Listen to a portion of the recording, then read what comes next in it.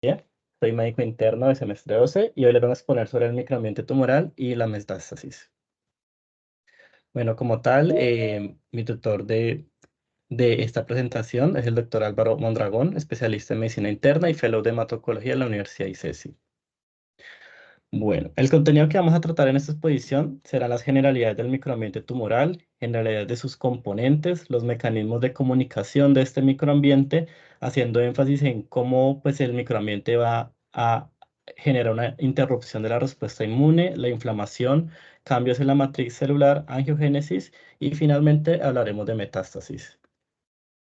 Bueno, quería comenzar la exposición con esta frase: el cáncer no es una enfermedad genética, sino un ecosistema, significando que las alteraciones genéticas son necesarias, pero no suficientes para causar el cáncer, como lo vimos en otras partes. Por ejemplo, pues no el 100% de las personas que tengan un gen BRCA mutado va a generar un cáncer de mama, sino que pues va a ser una acumulación de factores que puede también verse reflejado en el microambiente tumoral.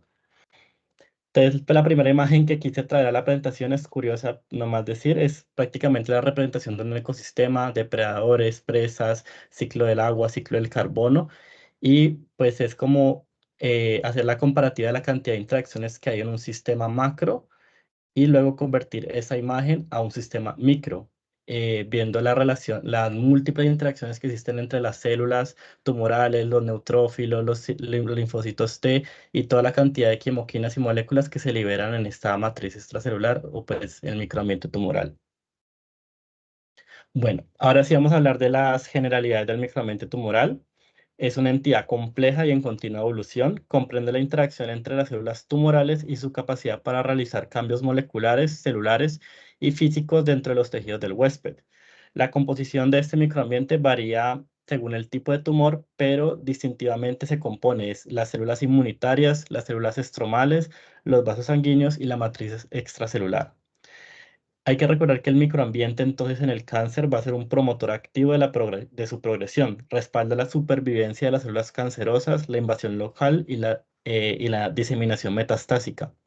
Claramente esto cuando los mecanismos de homeostasis no están cumplidos, ya que pues en un microambiente normal, donde haya un sistema inmune normal que puede obviamente ser antitumoral.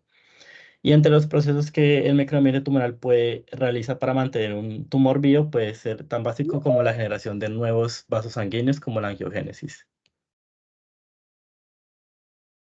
Creo que la gente está uniendo ya. Bueno, vamos a hablar de los componentes del microambiente tumoral. Tenemos que, digamos, desempolvar nuestros apuntes de inmunología. Entonces vamos a dar un repaso rápido de las diferentes células del sistema inmune que se encuentran en este microambiente. Empezando por el sistema inmune adaptativo, van a estar las células CD8 o las citotóxicas, que en un ambiente normal pues van a reconocer las células cancerosas a través de sus antígenos y pues van a generar una apoptosis de estas. Pero obviamente en un microambiente tumoral que esté regulado por las células cancerosas para ser promotor de su supervivencia, va a haber una regulación negativa de estas células CD8. Adicionalmente están las células CD4, también son linfocitos T, que tienen dos subtipos, bueno, tienen varios, pero uno de los subtipos antitumorales son los TH1, que que tienen funciones proinflamatorias, mientras que los linfocitos TH2 van a tener funciones inmunosupresoras y protumorales. Otros linfocitos, por decir así, que van a seguir esta misma corriente de generar un ambiente inmunosupresor y protumoral son los linfocitos T reguladores, que como su nombre indica, van a regular la respuesta inmune, pero van a estar sobreexpresados y sobreregulados en un microambiente tumoral. Y otros van a ser las células B, que van a generar los anticuerpos, que pueden claramente también tener acciones antitumorales, pero también pueden secretar moléculas antiinflamatorias que pueden ser protumorales. Más adelante pues, vamos a ver más detalle qué es todo esto que van a liberar y expresar. Pasando ya al sistema inmune de las células mieloides, los macrófagos asociados a tumores cumplen funciones tanto protumorales como antitumorales, entonces pueden generar funciones de angiogénesis, pero además de eso los macrófagos pueden polarizarse a un M2, que digamos que es un modo de polarización donde van a ejercer funciones inmunosupresoras y promover la metástasis. Los neutrófilos también pues, van a ser células importantes, pues son las células más abundantes en la sangre y de tipo inmune.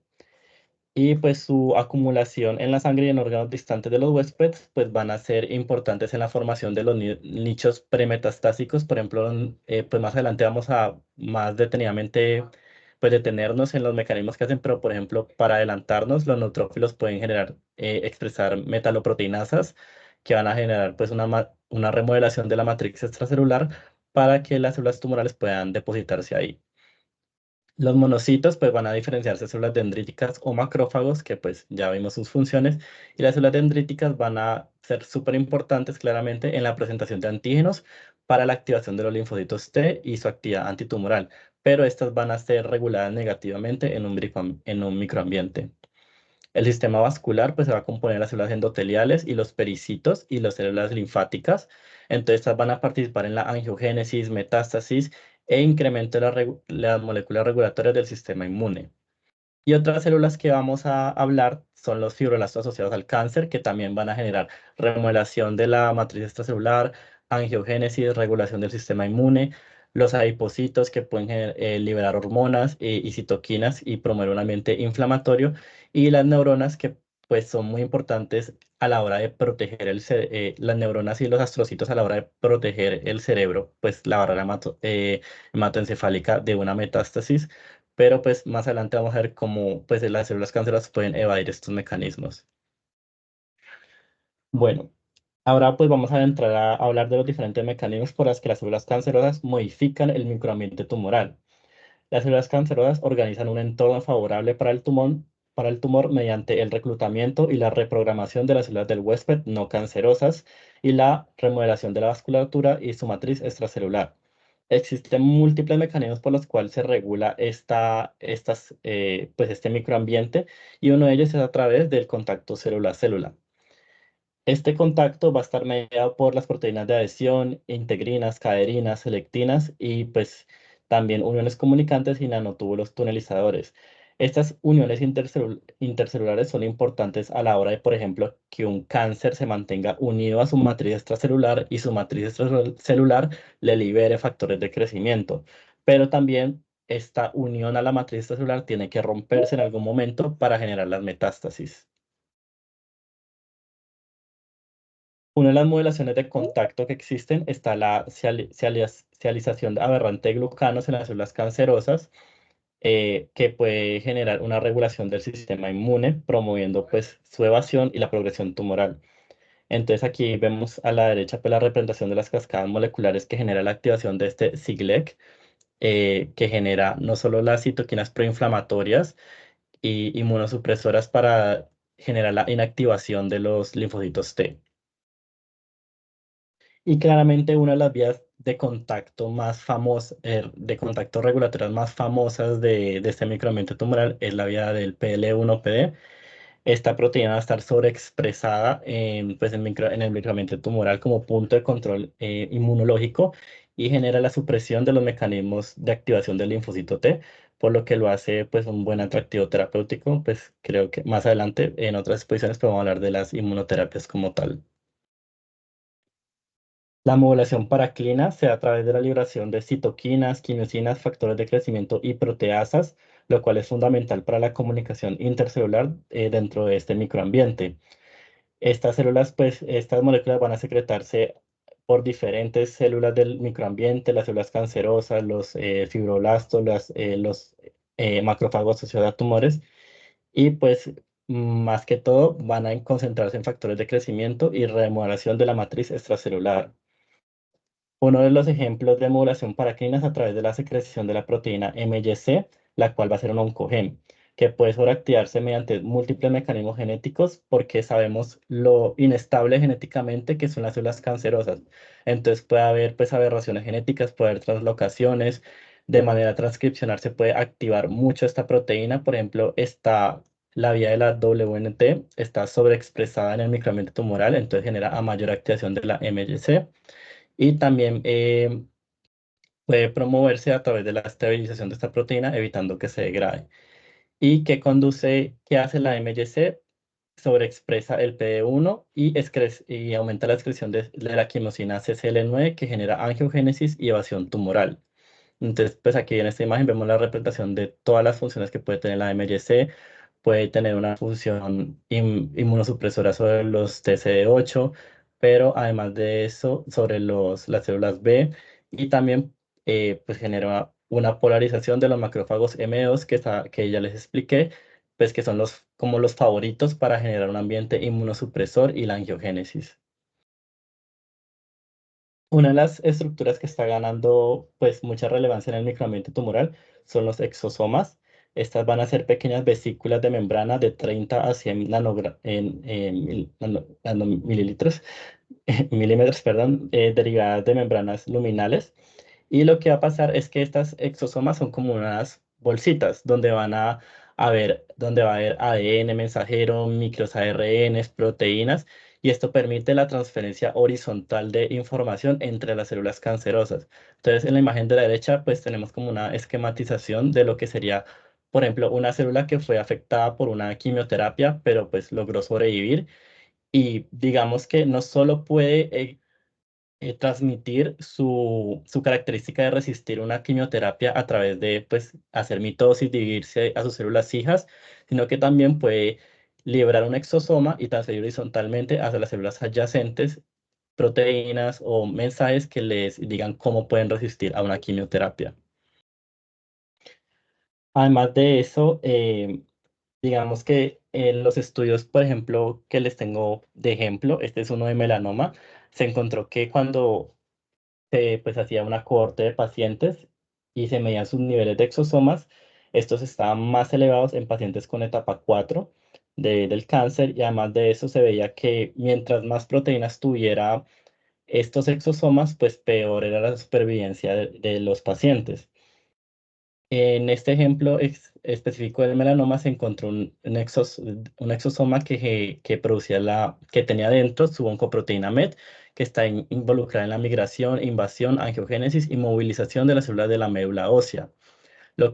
Entonces, pues en la imagen de la derecha vemos que los exosomas pueden educar a las células de la médula ósea. Entonces, digamos que tenemos un tumor, por ejemplo, en el pulmón, este va a liberar exosomas y esos exosomas van a llegar a la médula ósea con nueva información, con la oncoproteína MET, por ejemplo, y les va a decir, venga, migren a este lugar y generen factores de crecimiento, factores proangiogénicos, y pues esto todo va a desencadenar que sea un ambiente protumoral.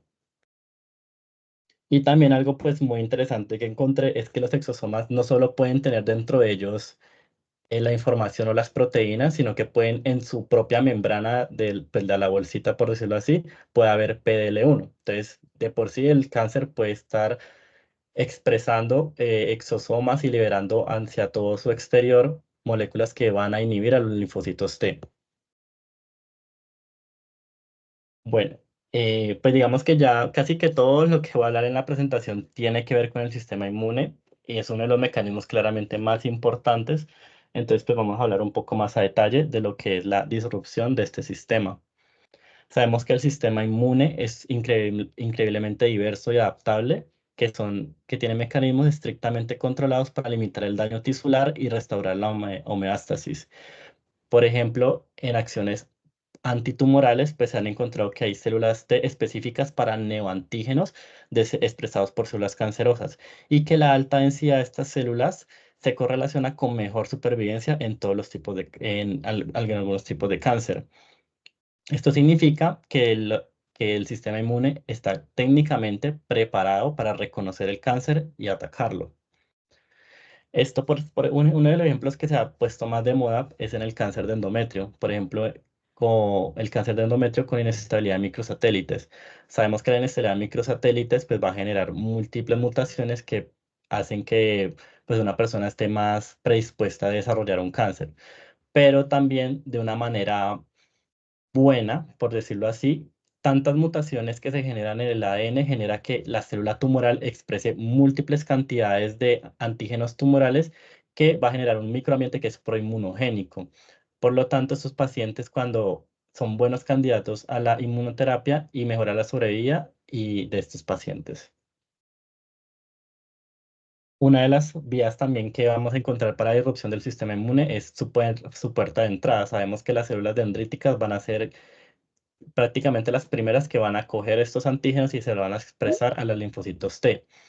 Entonces, las células tumorales pueden activar su vía de la ATF3, que genera menor secreción de la quimosina CCL4, que afecta el reclutamiento de las células dendríticas y por su vez van a afectar el reclutamiento, activación, proliferación de las células T4 efectoras citotóxicas. Y pues ya les hablé de otro mecanismo de la disrupción de la respuesta inmune, que es el PL1. Este es un ejemplo muy interesante que encontré. Es un ejemplo experimental, no son biopsias de pacientes, son modelos experimentales, pero el punto es mirar la diferencia que existe entre el carcinoma in situ de mama y el carcinoma invasor de mama, triple negativo versus, los ejemplos son triple negativo y HER2 positivo. Entonces, en las imágenes de arriba vemos como en un carcinoma ductal, independiente si es triple negativo o HER2 positivo, hay múltiple expresión de linfocitos T, efectores, que pues van, por decirlo así, en este momento están controlando ese cáncer y manteniéndolo in situ. Pero luego cuando ya un cáncer progresa de ser in situ a ser invasivo, vemos que desaparecen las células T activadas. Entonces, esto es como pues dar más peso, más cabida. Otro ejemplo de que el potencial invasivo de los cánceres se relacionan con un medio inmunológico suprimido. Bueno, otra de los mecanismos muy importantes para pues de este microambiente tumoral para ser protumoral es la inflamación. El cáncer surge, varios tipos de cánceres van a surgir después de una inflamación crónica que genera interferencia con las células inmunes y favorece el estado de inmunosupresión. Los tejidos que están crónicamente inflamados van a tener linfocitos TH2 que promueven la acumulación de células mieloides, por ejemplo, los macrófagos que les vengo contando, y estos macrófagos no van a ser macrófagos que van a fagocitar células cancerosas o van a generar factores de crecimiento para las células inmunes o pues que haya una activación de una buena respuesta inmune, sino que van a polarizarse a ser macrófagos M2, o sea, macrófagos que son más quieticos, que generan factores inmunosupresores y que van a generar factores de crecimiento para la célula tumoral y factores proangiogénicos. Además de eso, pues también se genera una maduración inadecuada de las células dendríticas y las células T tóxicas en este ambiente proinflamatorio, pero al mismo tiempo inmunosupresor. Y también va a haber disminución de las natural killer. Además de eso, en estos ambientes que son inflamatorios, pues al inicio hay gran producción de especies reactivas de oxígeno y nitrógeno que van a generar mayor daño directamente en las células epiteliales y cancerosas que pueden generar mayores mutaciones en el ADN y entonces, como por decir así, una evolución de este cáncer o que un tejido sano bajo una inflamación crónica convierta en un cáncer. Entonces, por ejemplo, de los ejemplos que más tenemos, por ejemplo, una enfermedad inflamatoria intestinal como el Crohn, pues está asociada al cáncer colorectal, una hepatitis crónica va a estar asociada al cáncer de hígado, el amniato va a generar, la inflamación crónica genera un mesotelioma y la obesidad también es o sea, tener obesidad es tener un ambiente proinflamatorio debido a la cantidad de citoquinas proinflamatorios que genera la gran cantidad de tejido adiposo y entonces va a estar asociado al cáncer de mama y al cáncer de endometrio.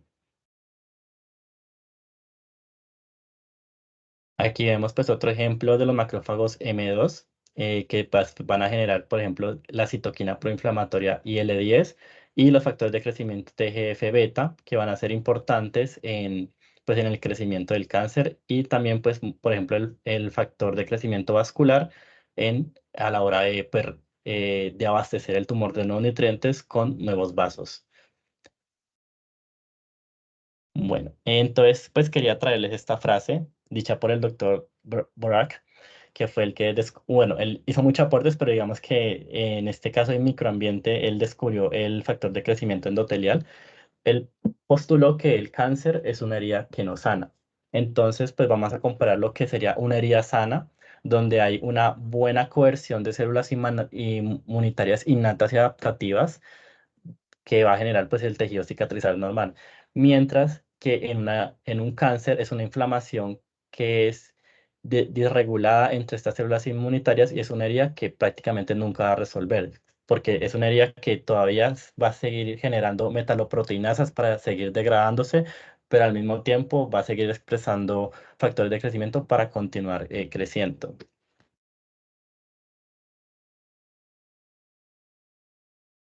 Bueno, paralelamente a a toda esta inflamación, pues hay que hablar de las células mieloides, ya que estas se movilizan cada vez más hacia el ambiente, hacia el microambiente tumoral cuando se activan estas vías proinflamatorias, donde, pues como ya les he dicho, adaptan su fenotipo a ser protumorales. Entonces, por ejemplo, las células estromales, las células cancerosas, pueden generar quimoquinas, por ejemplo, las CCL2, CCL5, el BEC, para atraer monocitos y que se diferencian a macrófagos.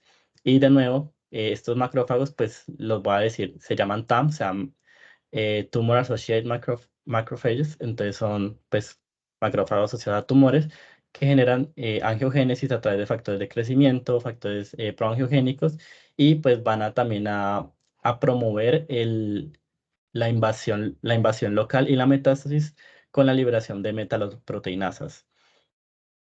Entonces, las funciones que generan estas células mieloides puede ser uno, regular el destino y el comportamiento de las células cancerosas, crear un microambiente tumoral inmunosuprimido, activar la angiogénesis tumoral y la remodelación de la matriz extracelular.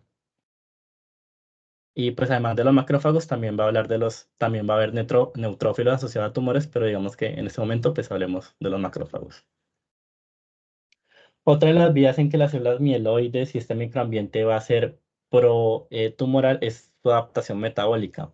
Entonces, pues, el cáncer puede educar a que a que estos macrófagos tengan una actividad glucolítica alterada y que consuman más glutamina o cistina. Y estos son nutrientes esenciales para la activación de las células T. Por ejemplo, esta proteína GSH, que vemos que pues va a tener una implicación importante en pues, la cascada molecular para activar un linfocito T, está compuesta de cistina y de cisteína. Y entonces, pues, el cáncer educa a los macrófagos, a las células de su microambiente, que agoten la cisteína y así no se pueda que el linfocito T tenga una adaptación, una activación inadecuada. Además de eso, pueden alterar el procesamiento del ácido araquidónico para expresar más prostaglandina E2, que obviamente es una molécula inmunosupresora y antiinflamatoria. Bueno, ahorita vamos a hablar de la matriz extracelular y los fibroblastos asociados a tumores, a cáncer. Bueno, empezando con algún ejemplo, por ejemplo, el carcinoma hepatocelular se desarrolla como consecuencia de fibroblastos activados de manera aberrante en hígados fibróticos y cirróticos. Y otros tipos de cáncer también pueden inducir esta fibrosis, este engrosamiento de la matriz extracelular, que es lo que conocemos como desmoplasia, durante el inicio y su progresión.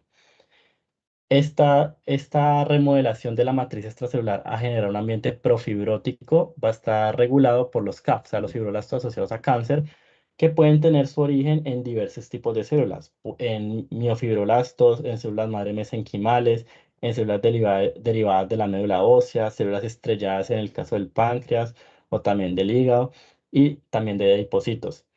Esto Esta heterogeneidad en el origen de los CAF es importante ya que nos da unas diferencias fenotípicas y funcionales de esto. Digamos que los CAF que encontré, o sea, en el cáncer que están más estudiados los CAF es en el cáncer de páncreas, que pueden nacer de los miofibroblastos, los CAF inflamatorios y los CAF presentadores de antígenos.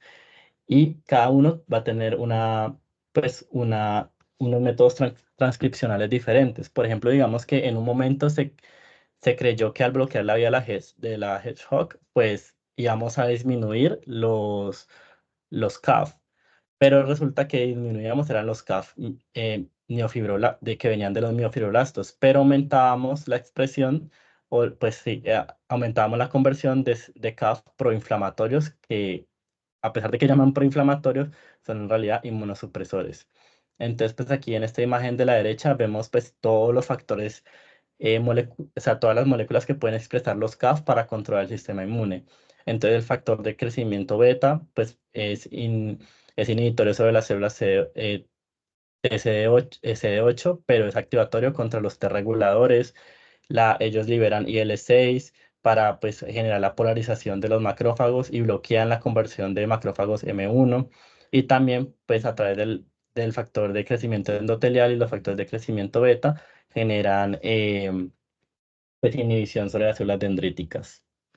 Entonces, pues ahí vemos pues, la importancia de los CAF a la hora de generar un ambiente protumoral.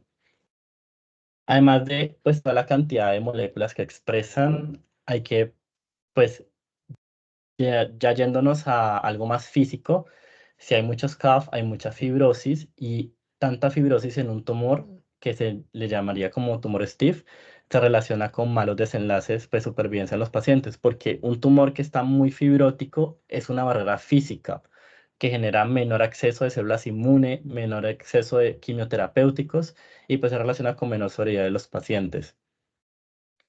Además de eso, se han encontrado pues CAF que pueden presentar antígenos. Entonces uno dice, pues, oh, qué bien, pues hay CAF que pueden activar los linfocitos T, pero resulta que estos CAF no son como una célula dendrítica que va a tener otros receptores, unos coestimuladores para los linfocitos T. Entonces simplemente el CAF le presenta el antígeno, pero el linfocito T se activa inadecuadamente. Y entonces pues también es una manera de hacer una disrupción del sistema inmune. Ahora vamos a pasar a hablar de la angiogénesis. La angiogénesis es el proceso de desarrollo de nuevos vasos sanguíneos y es esencial para pues, el ambiente protumoral. Cuando un tumor crece más de 1 o 2 milímetros, tiene que hacer una angiogenic switch, que es empezar a generar vasos sanguíneos. En tejidos sanos, la vasculatura es estable y los componentes de los vasos, que por ejemplo los pericitos o los células endoteliales, no se dividen activamente. Pero en un tumor es un proceso complejo entre pues, varias interacciones entre los pericitos, el sistema inmune, los CAF, las células tumorales y genera una constante estimulación de este crecimiento, entonces generan vasos desordenados con fugas y con mala cobertura de pericitos. Esto porque es importante. Si los vasos dentro del tumor tienen muchas fugas, hay menor penetrancia de fármacos, pero al mismo tiempo, si tienen muchas fugas y son muy fenestrados, pues generan que las células puedan hacer invaginación dentro de los vasos y generar una metástasis. Uno de los factores importantes para la angiogénesis es el factor de crecimiento endotelial que es inducido a través de la hipoxia. También hay que reconocer que la vasculatura es más que llevar nutrientes a las células, porque las células que recubren los vasos también tienen una interacción importante con el sistema inmune. Sabemos que el sistema inmune, por ejemplo, a la derecha, vemos como la representación de un neutrófilo añadiéndose pues digamos, pegándose al endotelio. O sea, él tiene que hacer un proceso que se llama rolling, que es que se pega, digamos que da vueltas un poco sobre el vaso y luego se invagina para llegar a hacer su efecto, eh, pues para combatir una infección o en este caso el cáncer. Pero, por ejemplo, en esta vasculatura asociada al cáncer, hay menor expresión de moléculas de adhesión, por ejemplo, el ICAM1, que es importante para que los neutrófilos y en general las células del sistema inmune puedan ingresar a este ambiente, entonces genera una evasión del sistema inmune. Además de eso, las células de la vasculatura pueden expresar FAS-L que genera apoptosis directa de los linfocitos T. Y también pueden expresar moléculas como el factor de crecimiento factor de crecimiento endotelial A, que suprime la maduración de las células dendríticas, aumenta la maduración de células T reguladoras, que pues ya les he dicho anteriormente que son mm, protumorales y genera un ambiente entonces inmunosupresor. Además de eso, hay que reconocer, como les expliqué anteriormente, que el cáncer tiene adaptaciones metabólicas. Entonces, digamos que un ambiente hipóxico no es tan letal para ellos como si es letal para el sistema inmune. Entonces, esto va de la mano con que los vasos en realidad no es que no funcionan muy bien para el sistema inmune, pero pues son lo suficiente para que funcionen para la célula tumoral. También hay un mecanismo pues, que me pareció súper interesante a la hora pues, de hacer esta presentación, que no solo el cáncer puede liberar factores de crecimiento para generar factores proangiogénicos, sino que el cáncer, por decir así, puede volverse un vaso sanguíneo. Entonces esto se le llama como el mimetismo vascular. El cáncer puede empezar a migrar a través de estos vasos y entonces generar conductos. O también pueden expresar pues deposición de proteínas de matriz para que en vez de que el vaso esté compuesto de células endoteliales y pericitos, sea solo matriz. Entonces esto genera conexión con la vasculatura y pues distribución de nutrientes. Y esto es uno de los mecanismos que están propuestos de por qué algunos cáncer pueden ser resistentes a terapias antiangiogénicas. Bueno, ahora sí vamos a entrar en materia de hablar de las metástasis. Bueno, una vez que los tumores pues, han establecido con éxito las conexiones para generar angiogénesis, inflamación, fibrosis, tienen que entrar en su siguiente fase, que es la invasión local. Y esta es una característica clave para el cáncer y prepara el escenario para una diseminación metastásica. Este proceso es complejo, de varios pasos, e involucra interacción entre las células cancerosas, el sistema inmune, la matriz extracelular y involucra que las células tumorales que estaban tan pegadas a su matriz extracelular que las mantenía vivas con factores de crecimiento se separen y empiecen a migrar. Las células entonces pueden, a la hora de hacer metástasis, vamos como imaginándonos que ellas pueden no solo irse una por una, sino que también pueden irse en hebras o en grupos y adherirse a otras células que pues más adelante les voy a mostrar algunas imágenes de cómo lo hacen. Listo.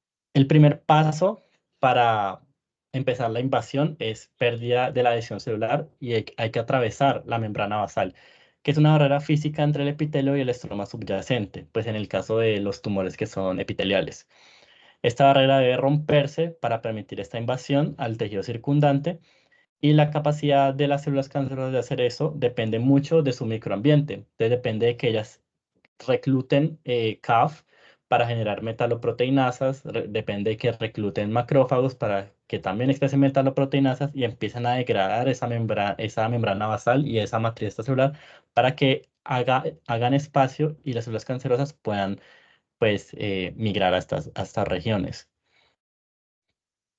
Además de eso, como les expliqué, los CAF, además son actores en esta remodelación no solo con metaloproteinasa, sino que a través de la fibrosis hay unas fuerzas mecánicas que pueden empezar a desgarrar la membrana basal y los tejidos circundantes, pues para generar más espacio para las células cancerígenas.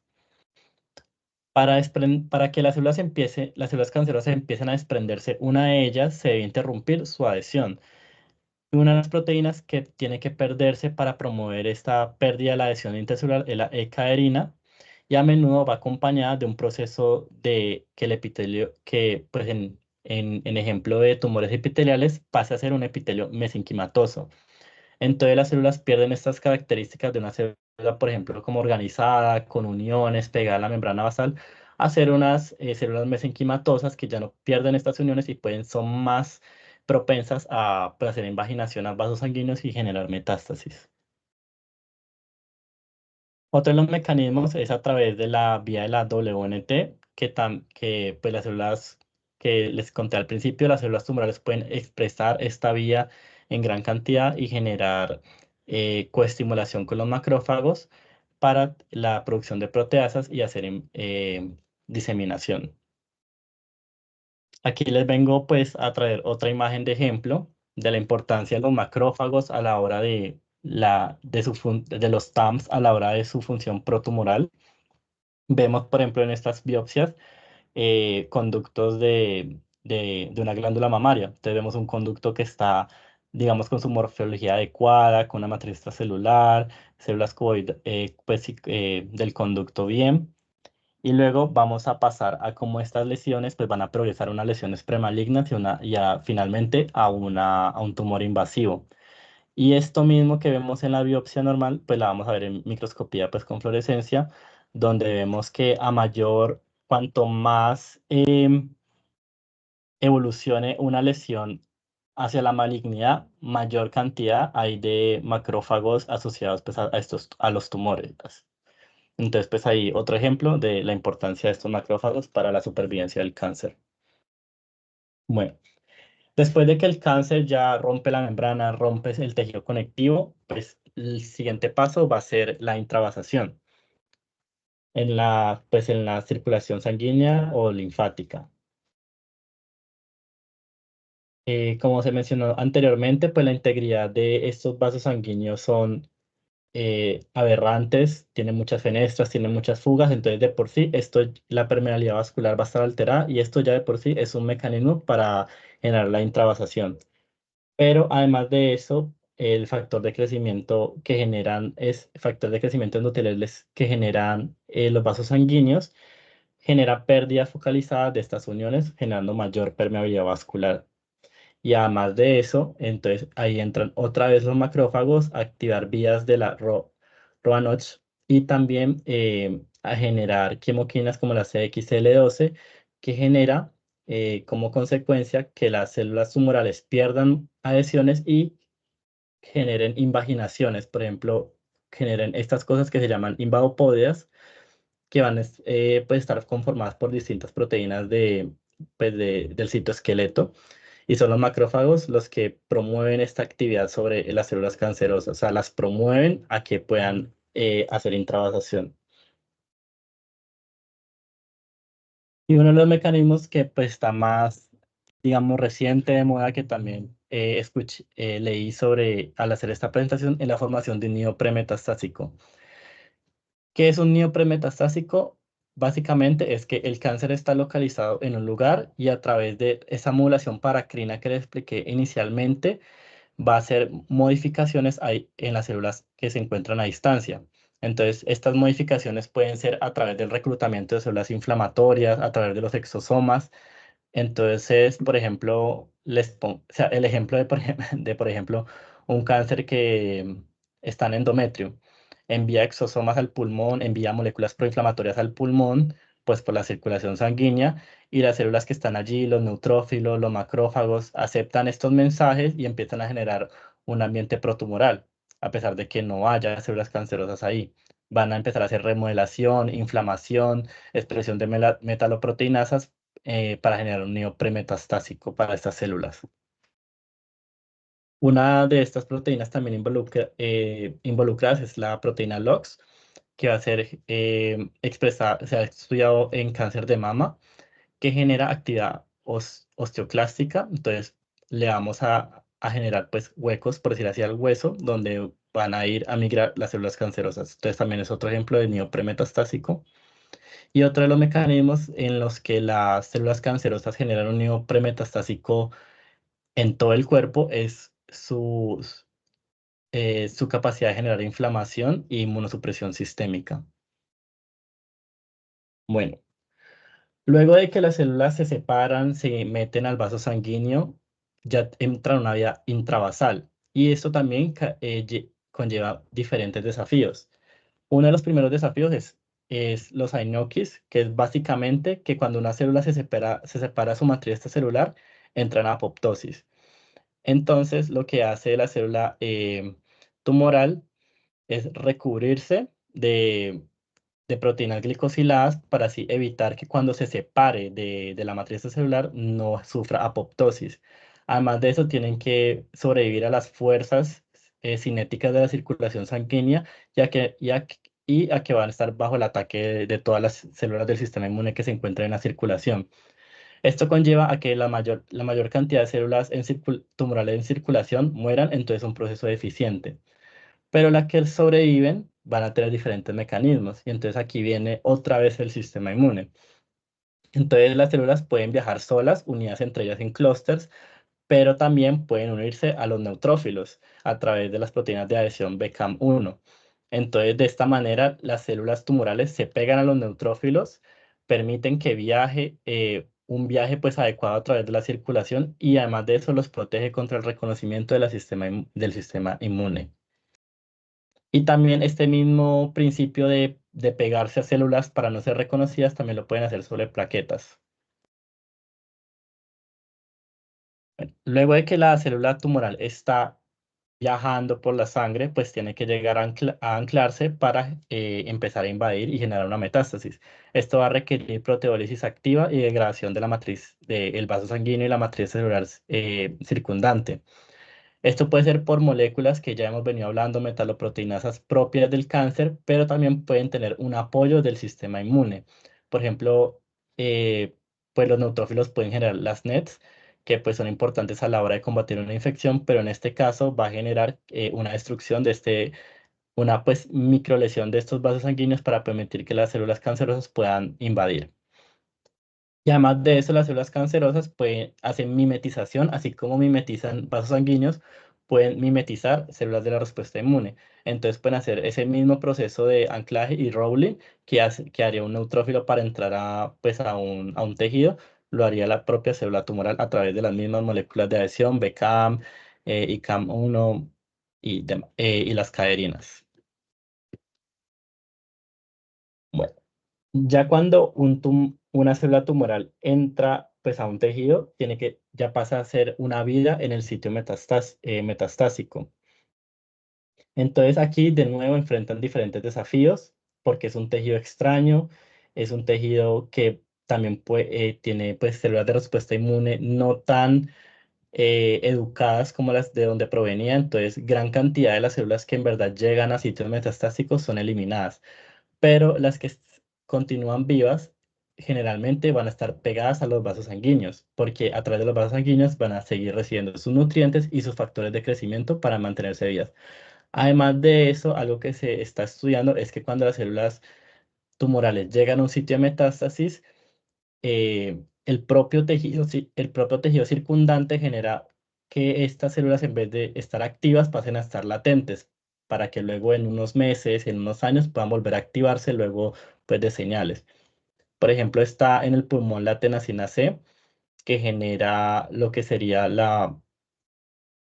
el estado latente de las células tumorales, y luego después de que pasan varios cambios en la remodelación de esta matriz extracelular, las células tumorales pueden volver a activarse y empezar pues otra vez un crecimiento.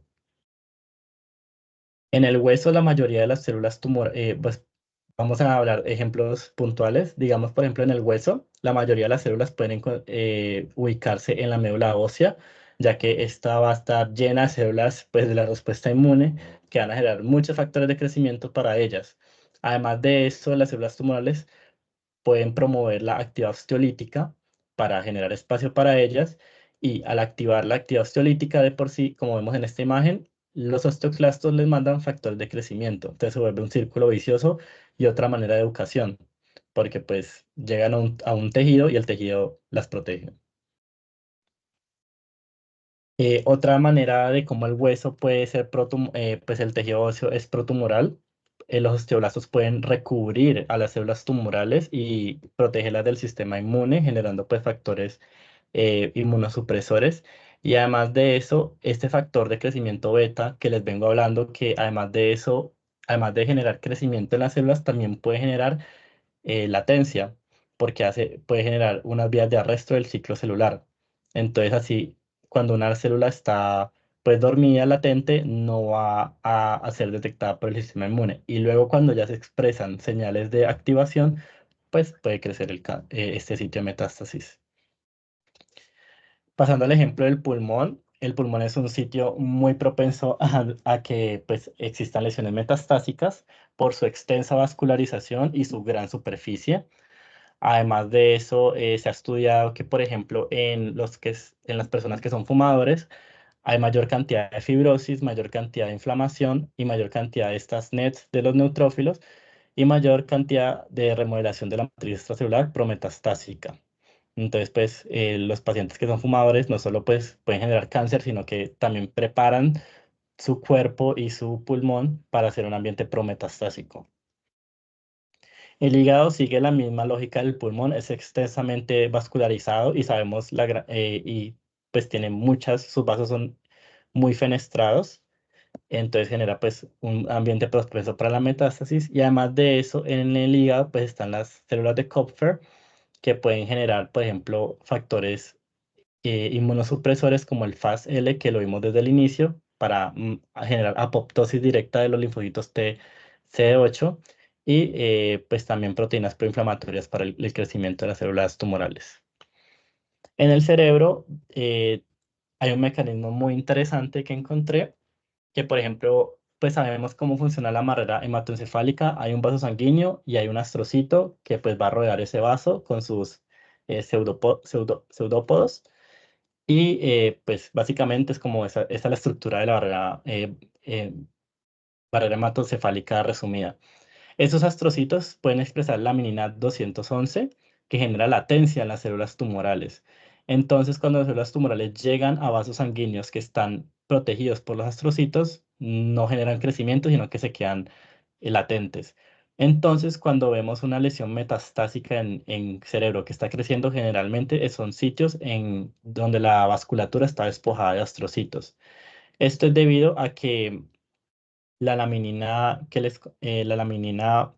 211 inhibe la vía de la YAP, que va a ser importante a la hora de generar factores como la LI1-CAMP, que va a hacer que las células tumorales generen esa, esa, ese cambio a pasar de ser una célula que está en vía sanguínea a irse pegando a la vasculatura del cerebro. Y otra vez genera mimetismo. Entonces, aquí vemos pues en esta imagen representando cómo la célula tumoral, por ejemplo, es circular en su vía sanguínea, pero empieza a hacer mimetismo, a parecerse un pericito y empieza a invadir a lo largo de este vaso sanguíneo.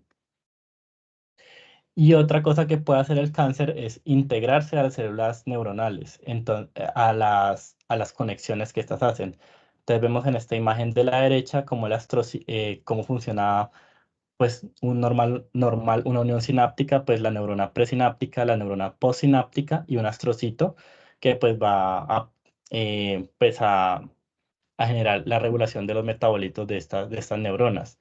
Pero entonces una célula cancerosa puede reemplazar al astrocito y meterse dentro de las uniones sinápticas, donde por ejemplo, cuando por ejemplo, las neuronas que liberan glutamato, este glutamato es un factor de crecimiento para la célula metastásica. Entonces, es otra manera en cómo pues, el cáncer eh, hace irrupción de todos los mecanismos homeostásicos del cuerpo.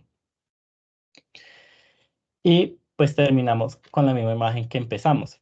Entonces ya tenemos como una claridad más entre toda esta imagen llena de texto de cómo funcionaría el cáncer. Por ejemplo, aquí tenemos empezando, por ejemplo, un tumor preinvasivo, entonces va a tener muchas células que van a hacer acciones antitumorales, pero cuando ya pasamos a un tumor invasivo, entonces ya hay un recambio de esas células inmunes, ya activación del Siglec, por acá es el PL1, va a haber expresión de metaloproteinasas, degradación de las caderinas y genera pues la invasión local y posterior invasión metastásica. Bueno, las conclusiones de esta presentación: las células tumorales crean un microambiente prosupervivencia y metastásico. El microambiente tumoral conlleva a la reprogramación de células normales a células protumorales.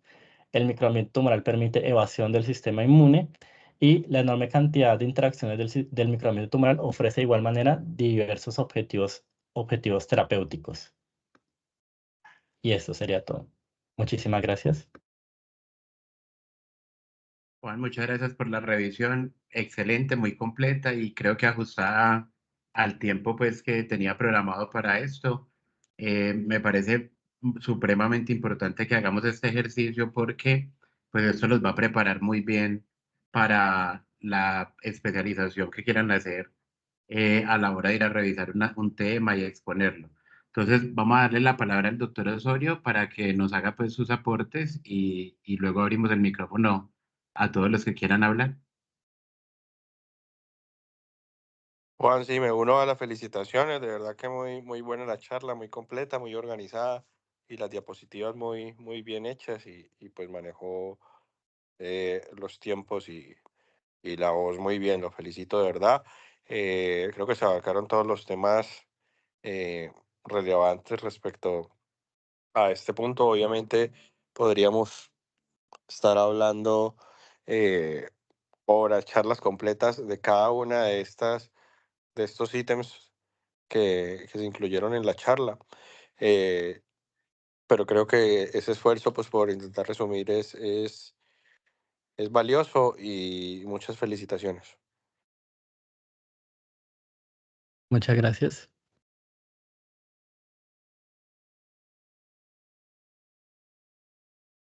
No sé si alguien tenga algún comentario adicional, doctor Fabio, que lo veo por ahí conectado.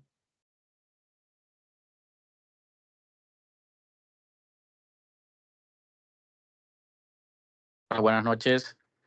No, Sebastián, muy bien. También me agradó mucho tu presentación. Esa parte que es súper complicada tanto de la intravasación como la extravasación a la hora de hablar de metástasis es compleja y creo que lograste el objetivo de explicarla bien. Y no, ánimo y bueno, muy chévere esta actividad. Gracias por invitarme.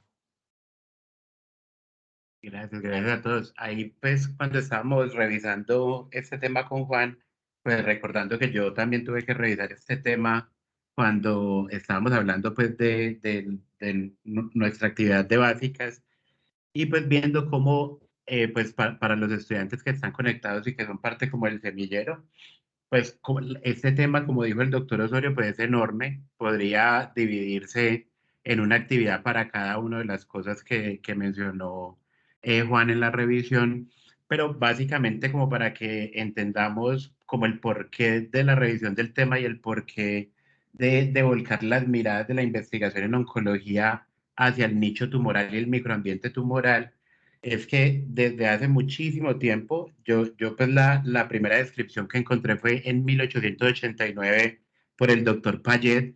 Él habló o planteó la teoría de cómo los tumores se movían desde el sitio original hasta un sitio destino para hacer una metástasis y habló pues de la teoría de la semilla y el órgano diana o la semilla y el suelo pues siendo la semilla la célula tumoral y el suelo el tejido final donde iba a hacer el evento metastásico y el entendimiento de todos los factores que permitían que a pesar de que los mecanismos de defensa propios trataran de contener esa respuesta inflamatoria tumoral y el crecimiento de la célula tumoral los pudiera evadir y pudiera irse de ahí hasta un sitio final a hacer una metástasis o hacer una enfermedad sistémica, pues han permitido ir conociendo todas las vías de señalización pues que iremos viendo en esa revisiones de tema y eso ha permitido pues muchas cosas en el desarrollo de la oncología, como es tratar de desarrollar terapias que ataquen específicamente los mecanismos de crecimiento del tumor o que bloqueen los mecanismos como él puede evadir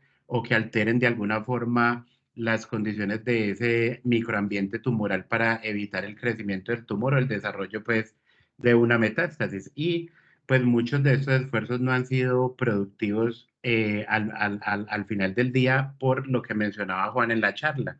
Y es el hecho de que frenar alguno de estos mecanismos pues implica frenar una cantidad de cosas fisiológicas que terminan impactando pues negativamente en la salud del paciente, además pues del tumor, pero esto ha permitido crear muchas de las herramientas que tenemos actualmente y que pues vamos a ir revisando y conociendo un poquito con el pasar del tiempo. Y otra cosa muy interesante que ya también habíamos hablado antes y que ustedes vienen hablando con el doctor Baena y el doctor Osorio, es el papel que tienen los exosomas y las micropartículas en el seguimiento de la enfermedad.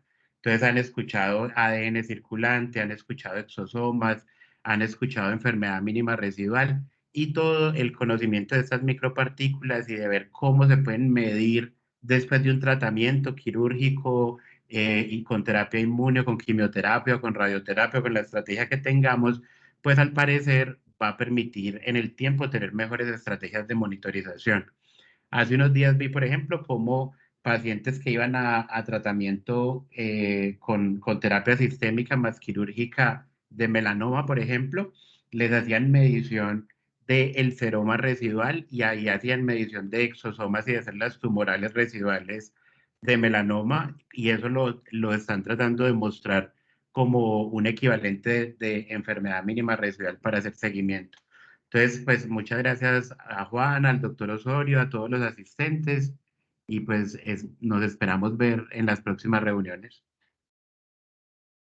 Muchísimas gracias a todos por los asistentes y pues si algo, pues pues queda la reunión grabada para los demás que no, que estaban ocupados. Muchas gracias. Perfecto, sería bueno que enviaran también las diapositivas, las presentaciones por ahí por el chat de la reunión. Listo, doctor.